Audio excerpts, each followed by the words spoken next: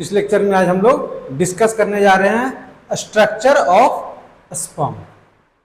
ये हम लोगों का लास्ट टॉपिक है मेल रिप्रोडक्टिव सिस्टम का। नेक्स्ट क्लास से हम लोग स्टार्ट करेंगे फीमेल रिप्रोडक्टिव सिस्टम। हम लोग का लास्ट टॉपिक क्या है? मेल रिप्रोडक्टिव सिस्टम का स्ट्रक्चर ऑफ स्पर्म। स्पर्म का स्ट्रक्चर आज हम लोग डिस्कस करेंगे, उसको अच्छी तरीके से समझेंगे ताकि मेल रिप्रोडक्टिव सिस्टम से एक भी क्वेश्चन ना छूटे, ना बोर्ड का ना नीट का। तो आज हम लोग देखते हैं क्या, a sperm is male gamete produce in the testis. Sperm क्या है? एक मेल गैमीट है, हैप्लॉइड है। स्पर्म क्या है? हैप्लॉइड है।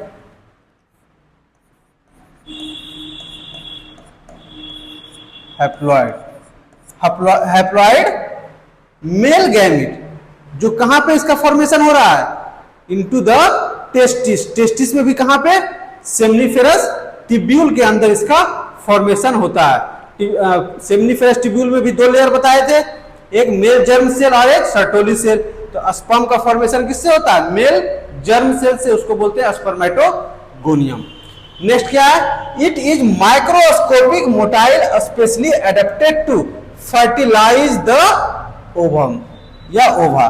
क्या बोला जा रहा है कि ये एक माइक्रोस्कोपिक मोटाइल स्ट्रक्चर है। माइक्रोस्कोपिक मतलब जो माइक्रोस्कोप के द्वारा देखा जाए और नेकेड आइज से जो नहीं दिखता है, मतलब जिसको हम लोग माइक्रोस्कोप से देख सकते हैं, नेकेड आई से नहीं देख सकते, उसको माइक्रोस्कोपिक बोला जा रहा है। मोटाइल मतलब जिसमें मूवमेंट है। तो क्या बोल रहा है? ये माइक्रोस्कोपिक मोटाइल स्ट्रक्चर है जो क्या करता है? ओवम को फर्टिलाइज करता है। स्पर्म क्या करेगा? ओवम के साथ फर्टिलाइजेशन, फ्यूजन करेगा, उसी को बोलते हैं fertilization. Fusion of male and female gamete is known as fertilization. तो स्पर्म क्या करेगा? ओवम को फर्टिलाइज करेगा। नेक्स्ट क्या बोल रहा है? Plasma membrane envelop the whole body of the sperm. Plasma membrane जो होता है उसका जो बाहर का लेयर होता है, जो स्पर्म है, यहां देखो,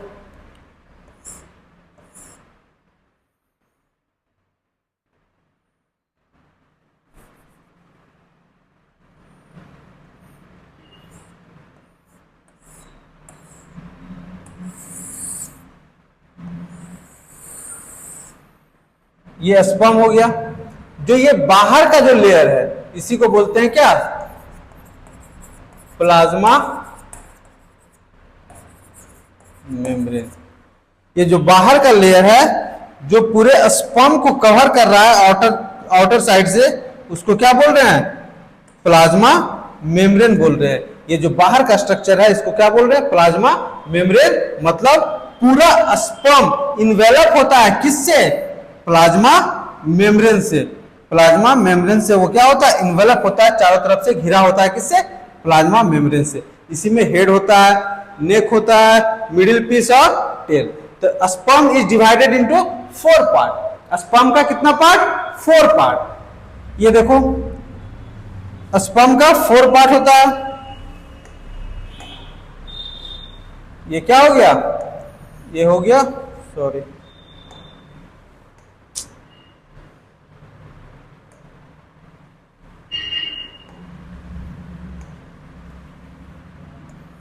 ये हो गया हेड,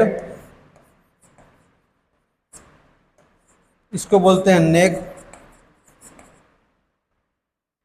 इसको बोलते हैं middle piece,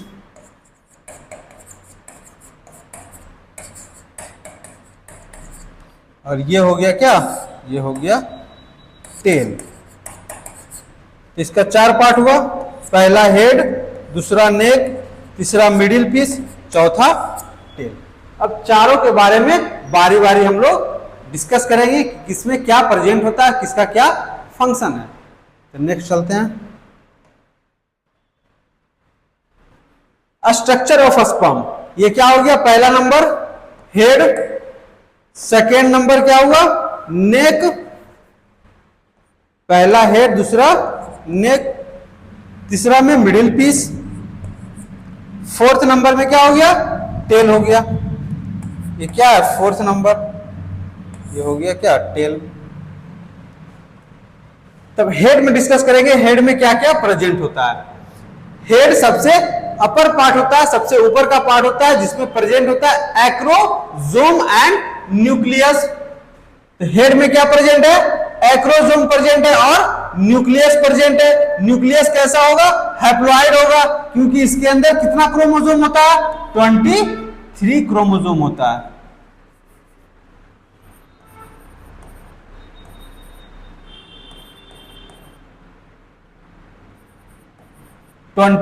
three chromosomes present होता है, क्योंकि स्पर्म का फॉर्मेशन कैसे हुआ था? स्पर्म का फॉर्मेशन एक डिप्लॉयड जर्म सेल स्पर्मेटोगोनियम से हुआ था, जिसमें 2 बार मियोसिस हुआ।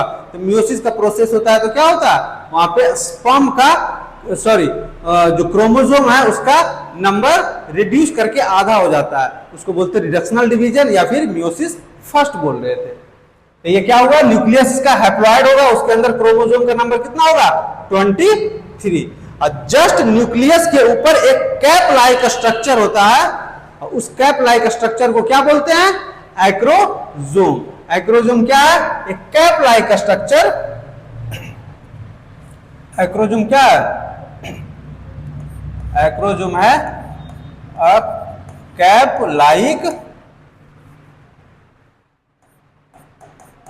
Like structure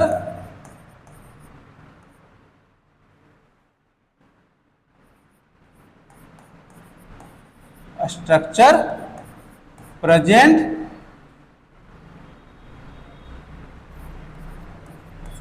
just above the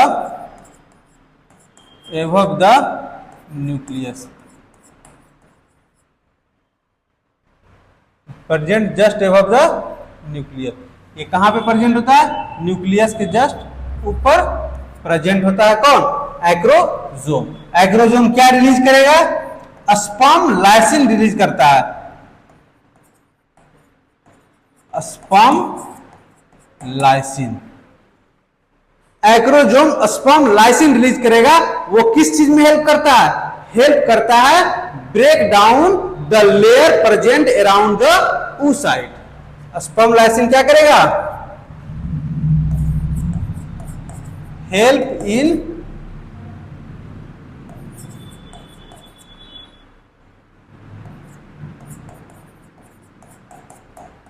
penetrating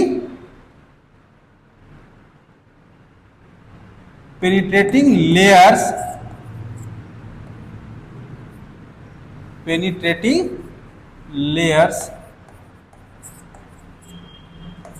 present around the oocyte। Present around the oocyte उसको क्या करेगा? ये पेनिट्रेट करेगा।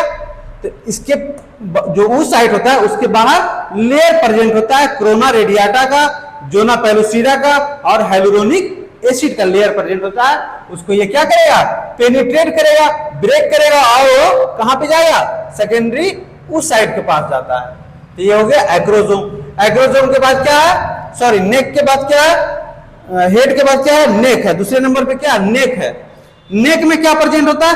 2 स्ट्रक्चर है। सॉरी, स्ट्रक्चर एक ही मतलब 2 प्रेजेंट है, उसको बोलते हैं क्या? Centriole.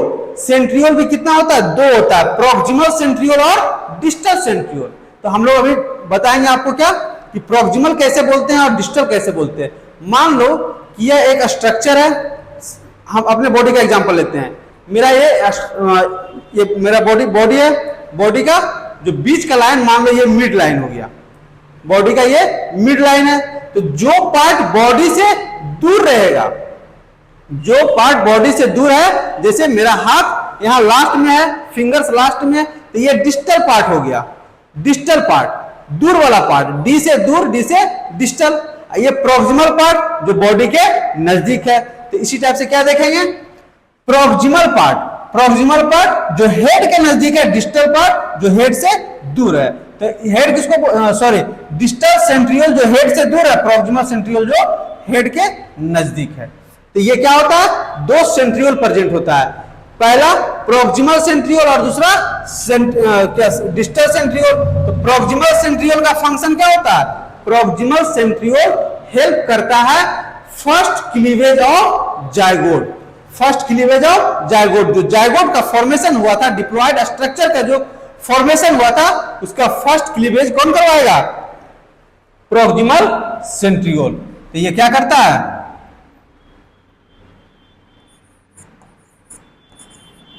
Help in first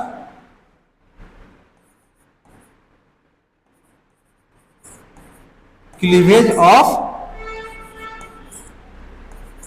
zygote. मतलब जो फर्टिलाइजेशन के बाद जायगोट का फॉर्मेशन हुआ, पहला डिवीजन कौन करवाएगा? Proximal centriole. डिस्टल सेंट्रियोल क्या करता है? इससे एराइज होता है क्या? Axial filament. इससे क्या निकलता है? एक्सियल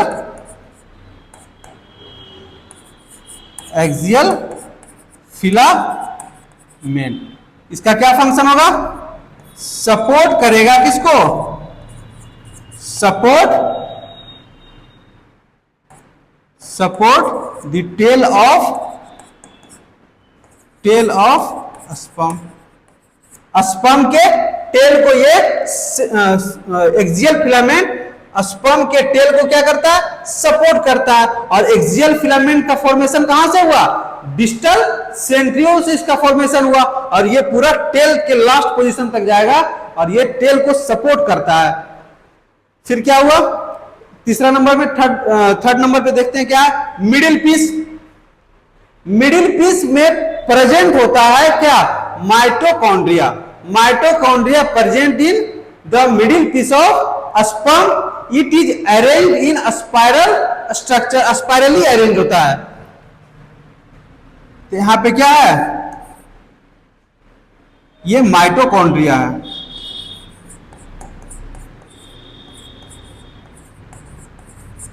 ये क्या है? माइटोकॉन्ड्रिया। माइटोकॉन्ड्रिया का संख्या कितना होता है? 25 से 30, 25 to 30 माइटोकॉन्ड्रिया प्रेजेंट होता है। अच्छा, इसमें पूरा मिला के लिख देते हैं, एक साथ लिख देंगे तो ज्यादा अच्छा रहेगा। 25 to 30 माइटोकॉन्ड्रिया। ये क्या होगा? माइटोकॉन्ड्रिया स्पाइरली अरेंज रहेगा। माइटोकॉन्ड्रिया क्या रहता है? Spirally arrange.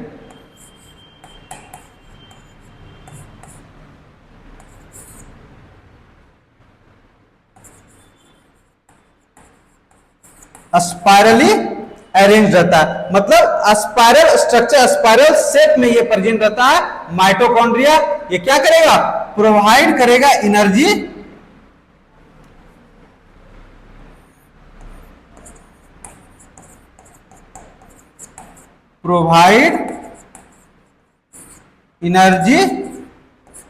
To the sperm, provide energy to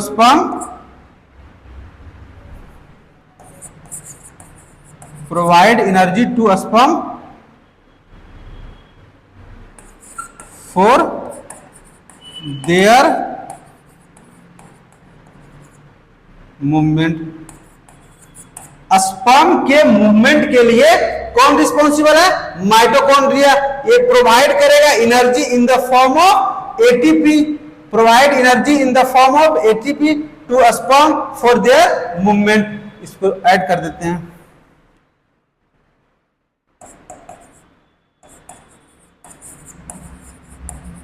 form of ATP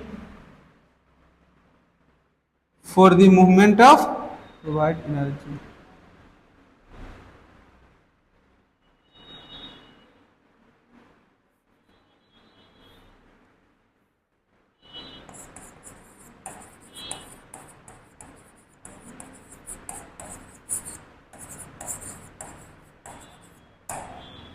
क्या बोल रहा है?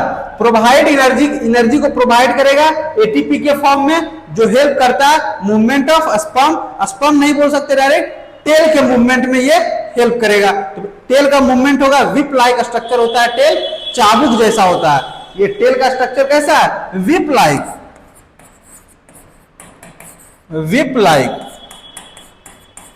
Like structure. Whip like structure. Whip like structure का मतलब क्या होता है? चाबुक जैसा। पहले वाले मूवी में देखते थे ना, चाबुक रहता था लंबा सा, उसी से मारता था। तो उसी टाइप से क्या होता है? विप लाइक स्ट्रक्चर होता है। टेल का स्ट्रक्चर विप लाइक होता है। तो ये क्या हुआ? मिडिल पीस डिस्कस कर लिए। मिडिल के पीस के बाद क्या आया? टेल। टेल क्या होता है? मूवमेंट में हेल्प करता है। टेल का जो विप लाइक स्ट्रक्चर है वो हेल्प करेगा मूवमेंट में। और जब जैसे ही टेल का मूवमेंट होगा, स्पर्म का मूवमेंट कैसा होगा? आगे होगा। स्पर्म फॉरवर्ड डायरेक्शन में मूव करेगा। तो टेल किस चीज में हेल्प करता है? Help in movement of sperm. Help in movement of sperm. ये स्पर्म के मूवमेंट में हेल्प करता है। ये जो बाहर का जो लेयर प्रेजेंट है, स्पर्म के बाहर जो लेयर प्रेजेंट है, ये क्या चीज होता है? प्लाज्मा मेम्ब्रेन होता है। ये क्या होगा? प्लाज्मा मेम्ब्रेन होगा। प्लाज्मा मेम्ब्रेन होगा। तो मैक्सिमम पार्ट हम लोग यहां पे डिस्कस कर चुके हैं। अब आगे देखते हैं इसके बारे में क्या क्या पढ़ना है। सब एक एक करके हम लोग हेड देखेंगे, फिर नेक देखेंगे, उसके बाद मिडिल पीस, उसके बाद टेल। सबके बारे में बारी बारी पढ़ेंगे। अभी क्या है? हेड। हेड में क्या प्रेजेंट होता है? It contain haploid nucleus. Haploid nucleus present होगा, जिसमें कितना number? 23 number of chromosome present होता है न्यूक्लियस के अंदर, which carries the genetic material. इसके अंदर क्या होगा? जेनेटिक मटेरियल होगा। किसका? मेल का। मेल का जेनेटिक मटेरियल कौन कैरी कर रहा है? स्पर्म के हेड में जो न्यूक्लियस प्रेजेंट है, हैप्लॉइड न्यूक्लियस जो प्रेजेंट है, वो क्या कर रहा है? जेनेटिक मटेरियल को कंटेन कर रहा है, कैरी कर रहा है। Anterior part of the head is covered by cap like structure. Cap like structure क्या है? एक्रोजोम है। एक्रोजोम डिराइव फ्रॉम, ये किससे डिराइव होता है? मतलब किससे बनता है? ये बनता है किससे? गोल्जी बॉडी से। इसमें क्या होता है? Field with enzyme. इसके अंदर इंजाइम फील्ड होता है, इंजाइम से भरा होता है। उस इंजाइम को बोलते हैं क्या? स्पर्म लाइसिन बोलते हैं। स्पर्म लाइसिन बोलते हैं। स्पर्म लाइसिन का फंक्शन क्या होगा? That help in penetrating. इसके बाद लिख देते हैं दैट हेल्प इन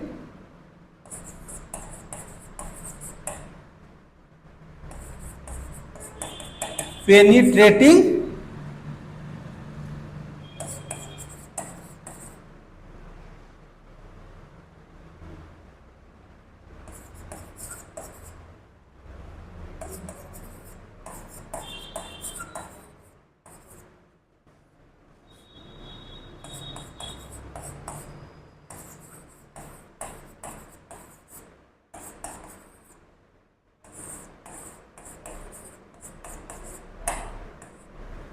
क्या बोल रहा है?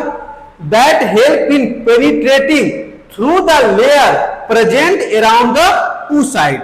जो oocyte होगा, सेकेंडरी oocyte होगा, उसके बाहर लेयर्स प्रेजेंट होते हैं, उसको ये क्या करेगा? पेनिट्रेट करेगा, ब्रेक करके वो अंदर चला जाएगा।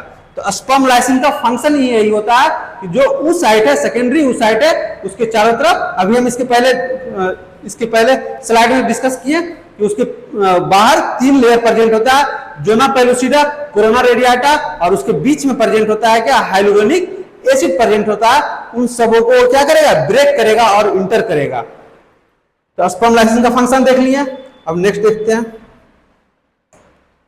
नेक। नेक क्या होता है? शॉर्टर और narrow part of the sperm. ये क्या है? शॉर्ट है एंड नैरो है। एक छोटा स्ट्रक्चर है, बीच में प्रेजेंट होता है, जो कनेक्ट करता है किसको? मिडिल पीस को कनेक्ट करता है हेड से।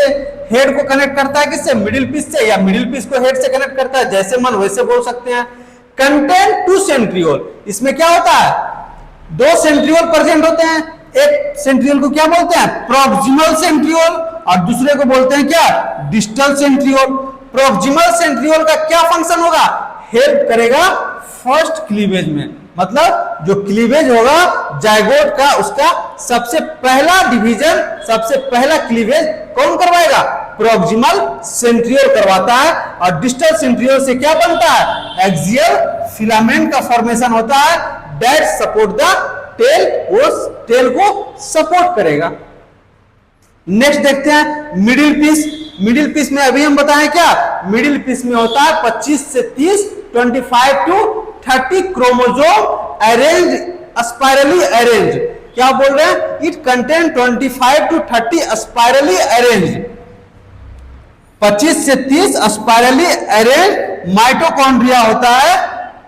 माइटोकॉन्ड्रिया जो क्या करेगा, प्रोवाइड एनर्जी, एनर्जी प्रोवाइड करता है इन the form of ATP required for the movement of sperm, जो स्पर्म के मूवमेंट के लिए रिक्वायर्ड है। स्पर्म मूव कैसे करेगा, उसको एनर्जी चाहिए, तो स्पर्म का पावर हाउस किसको कहा जाता है, स्पर्म का पावर हाउस कहा जाता है माइटोकॉन्ड्रिया, जो प्रेजेंट होता है कहां पे, मिडिल पीस में प्रेजेंट होता है।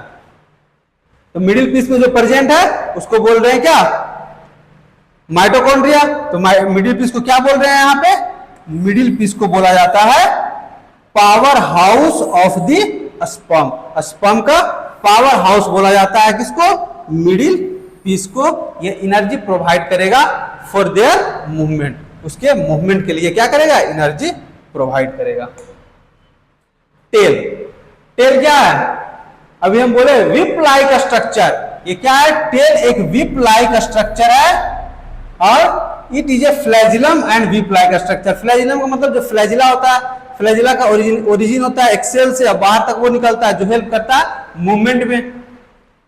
तो flagellum and whip like structure, चाबुक जैसा इसका स्ट्रक्चर होता है, हेल्प इन लोकोमोशन, इसका फंक्शन क्या है, लोकोमोशन में हेल्प करता है, इनेबल करता है स्पर्म को swim through the female reproductive tract. जब इसका इजैकुलेशन होता है, सीमेन का इजैकुलेशन होता है, तो उस सीमेन में क्या क्या प्रेजेंट होता है, sperm plus seminal plasma present होता है, और उस स्पर्म को मूवमेंट करना है, ट्रेवल करना है कहां तक, ampullary region of fallopian tube तक मूव करना है। तो उसके लिए स्पर्म में मूवमेंट होना जरूरी है।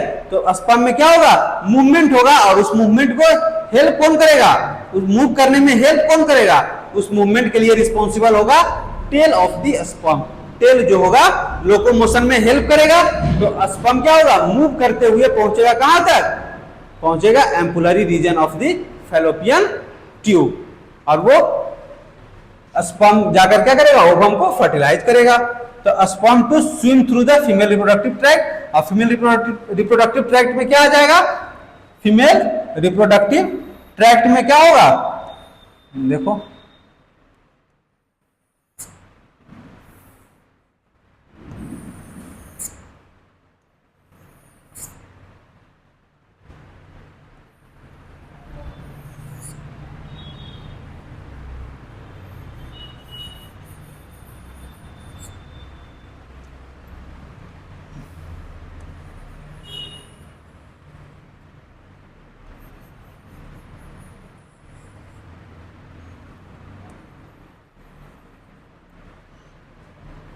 स्पर्म इजैकुलेट हुआ, स्पर्म नहीं सॉरी सीमेन बोलेंगे, सीमेन इजैकुलेट हुआ कहां पे, वेजाइना में। स्पर्म रिलीज हुआ वेजाइना में, ये हो गया क्या, सर्विक्स, सर्विक्स, ये हो गया क्या, यूट्रस, ये हो गया क्या, फैलोपियन ट्यूब हो गया। तो जब यहां पे स्पर्म इजैकुलेट होगा या फिर सीमेन इजैकुलेट होगा, उसको ट्रेवल करना है कहां तक, उसको ट्रेवल करना है, उसको कहां तक ट्रेवल करना है, उसको ट्रेवल करना है एम्पुलरी रीजन ऑफ, यहां तक ट्रेवल करना है, स्पर्म को यहां तक आना है, यहां तक स्पर्म को आना है। तो एम्पुलरी रीजन तक कैसे पहुंचेगा, with the help of tail. Tail का जो मूवमेंट होगा वो क्या हेल्प करेगा, स्पर्म को आगे जाने में हेल्प करेगा, फॉरवर्ड मूवमेंट में हेल्प करेगा। तो यही हो गया क्या, इसका फीमेल रिप्रोडक्टिव ट्रैक्ट हो गया, वेजाइना, सर्विक्स, यूट्रस के थ्रू होते हुए कहां जाएगा, एम्पुलरी रीजन में चला जाएगा। तो क्या बोल रहे, movement of the tail help the sperm to move forward. जो मूवमेंट होगा टेल का, स्पर्म का जो टेल रहेगा, ये स्पर्म है, स्पर्म का जो टेल रहेगा, टेल का जब मूवमेंट होता है तो स्पर्म कहां जाएगा, आगे बढ़ेगा इन फॉरवर्ड डायरेक्शन। तो स्पर्म का फॉरवर्ड डायरेक्शन हुआ, वो आगे बढ़ा एम्पुला तक जाएगा, वहां पे क्या होगा, उसका फर्टिलाइजेशन होगा। अब देखो ये इंपॉर्टेंट है, for a healthy reproductive male क्या जरूरी है, एक रिप्रोडक्टिव हेल्दी मेल होने के लिए क्या जरूरी है, इसका तो डेफिनेशन बहुत बड़ा है, लेकिन नॉर्मल फर्टाइल पर्सन उसी को बोलते हैं जिसके अंदर इजैकुलेशन कितना हो, 2.5 से 5 ml तक सीमेन रिलीज हो। मतलब कोई व्यक्ति फर्टाइल उसको तभी बोलेंगे जब उसके अंदर सीमेन रिलीज होगा 2.5 से 5 ml तक, और उसमें कितना स्पर्म का काउंट होना चाहिए, स्पर्म का काउंट होना चाहिए 200 to 300 मिलियन स्पर्म। मतलब एक सिंगल इजैकुलेशन में स्पर्म का काउंट कितना होगा, 250 से 300 मिलियन स्पर्म प्रेजेंट होगा इन अ सिंगल इजैकुलेशन। और एक सिंगल इजैकुलेशन में कितना अमाउंट ऑफ सीमेन रिलीज होता है, 2.5 to 5 ml सीमेन रिलीज होगा, और उसका क्या बोलते हैं, वो स्लाइटली अल्कलाइन नेचर होता है, मतलब बेसिक होता है। बेसिक में भी कितना होता है, 7.4 अप्रोक्स ये दिया हुआ है, मतलब लगभग 7.4 होता है पीएच वैल्यू। अब देखो 200 से 300 मिलियन स्पर्म क्या होना चाहिए, प्रेजेंट होना चाहिए, किसमें, सिंगल इजैकुलेशन ऑफ सीमेन में, उतना प्रेजेंट होगा 200 से 300 मिलियन स्पर्म। और एक normal fertility, for normal fertility 60% must have normal shape and size. मतलब क्या बोल रहा है, एग को फर्टाइल करने के लिए, एक नॉर्मल फर्टिलिटी के लिए क्या चाहिए, 60% ऑफ द स्पर्म मस्ट मतलब जरूरी चाहिए कि वो नॉर्मल शेप एंड साइज का हो। क्या बोल रहा है, they must have normal shape and size. वो क्या होना चाहिए, नॉर्मल शेप एंड साइज का होना चाहिए। मतलब एक दौड़ चल रहा है, मान लो एक मैराथन चल रहा है, उसमें से अगर जो 100 पार्टिसिपेंट है तो उसमें 60 पार्टिसिपेंट कैसा होना चाहिए, नॉर्मल शेप एंड साइज का होना चाहिए, ताकि कंपटीशन दे पाए, ताकि अच्छा कंपटीशन मिले। उसमें भी 40%, मतलब 100 का 60%, अब 60 का 40% क्या होना चाहिए, फिगरस, उसमें क्या होना चाहिए, विगरस मोटिलिटी होना चाहिए, विगरस मोटिलिटी। तो क्या हुआ, जो 100 में 60 पार्टिसिपेंट था वो नॉर्मल होना चाहिए, नॉर्मल शेप एंड साइज का, और 60% में भी 40%, मतलब 60 का 40% क्या होगा, उसमें विगरस मूवमेंट होना चाहिए, विगरस मोटिलिटी होना चाहिए। मतलब वो बहुत तेज रफ्तार से चलने में सक्षम हो, दौड़ने में सक्षम हो, मतलब कैपेबल होना चाहिए फॉर दी फास्ट रनिंग, वो दौड़ने में ज्यादा कैपेबल होना चाहिए। तो क्या बोल रहा है, 60% नॉर्मल शेप एंड साइज का होगा, और उसका 40% में क्या होगा, विगरस मोटिलिटी शो करेगा, वो बहुत रफ्तार में दौड़ेगा, बहुत तेज स्पीड में दौड़ेगा। इसीलिए बोला जाता है कि हर एक ह्यूमन बीइंग पहले ही एक कंपटीशन जीत के आया है। मतलब बहुत सारा तो मिलियंस ऑफ स्पर्म रिलीज हो रहा है, उसमें से मात्र 200 से 300 पहुंचता है फीमेल एग के पास। उसमें भी जो एग होता है, सिंगल स्पर्म फर्टिलाइज करता है एग को। तो सोचो कि हम लोग पहले ही एक कंपटीशन जीत के आए, इसलिए सबको अपने आप को सुपीरियर समझना चाहिए। कोई छोटा कोई बड़ा नहीं है, सब एक समान है, सब अपने आप में बड़ा ही है। तो चलिए नेक्स्ट लेक्चर में मिलते हैं। अगले लेक्चर में हम लोग क्या पढ़ेंगे, नेक्स्ट लेक्चर में हम लोग देखेंगे फीमेल रिप्रोडक्टिव सिस्टम। मेल यहां तक द एंड हो गया, खत्म हो गया मेल। अब इसके बाद फीमेल रिप्रोडक्टिव सिस्टम डिस्कस करेंगे नेक्स्ट क्लास में, और हो सके तो नेक्स्ट लेक्चर से पहले क्वेश्चन करवा दें। मतलब जितना इसका एनसीईआरटी रीडिंग बचा हुआ है, NCERT reading with question practice next lecture में करवा सकते हैं, या फिर फीमेल रिप्रोडक्टिव सिस्टम स्टार्ट कर सकते हैं। जो होगा जैसा होगा नेक्स्ट क्लास में हम लोग देखते हैं। Thank you.